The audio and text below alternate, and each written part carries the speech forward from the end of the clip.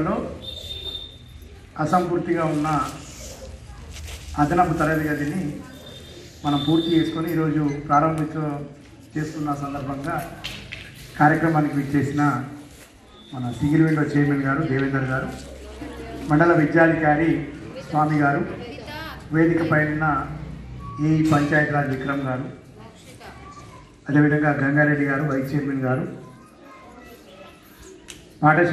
రెండు పాఠశాల హెచ్ఎంలు శ్రీదేవి, హారిక, పంచాయత్ సెక్రటరీ రమ, అమ్మ ఆదర్శ పాఠశాల అధ్యక్షులు వారికి, ఈ కార్యక్రమానికి విచ్చేసిన వీడీసీ సభ్యులు, మహిళా సంఘాల సభ్యులు, సోదరమణులు, అదేవిధంగా ఇంకా చాలామంది ఉన్నారు ఇక్కడ. నేను చెప్పడం మర్చిపోయినా రాజు గారు, మన లింబాద్రి గారు, ఇంకా మీ పేరేంటి, కట్టిన పేరేంటి?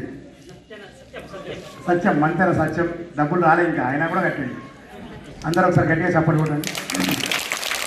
సో అందరికీ ఈ కార్యక్రమానికి హాజరైన ప్రతి ఒక్కరికి ఇంతకుముందు బాగా మాట్లాడి నరేష్కి అందరికీ పేరు పేరున హృదయపూర్వక నమస్కారం. ఇంతకుముందు నరేష్ చెప్పింది వాస్తవం. మనకు విద్య ఒకటి ఉంటే, నవీనా ఓకే, నరేష్ అంటే విద్య ఒకటి ఉంటే మనం ఏదైనా సాధించవచ్చు.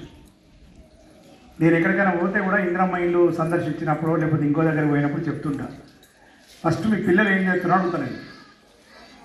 పిల్లలని మనము బాగా చదివిస్తే ఒక తరంలో ఒక చైన్ బ్రేక్ అయిపోయింది అనుకోండి, ఒక తరంలో ఒకళ్ళు ఎడ్యుకేటెడ్ అయిపోయి ఏదైనా జాబ్ లేకపోతే మంచిగా చదువుకొని పోతే ఇక వాళ్ళ తర్వాత తరం అంతా బాగుంటుంది. ఎందుకంటే వాళ్ళ పిల్లలకి ఆయన మంచి జాబ్ వస్తే, అమ్మాయి మంచి జాబ్ వస్తే మంచి భర్తను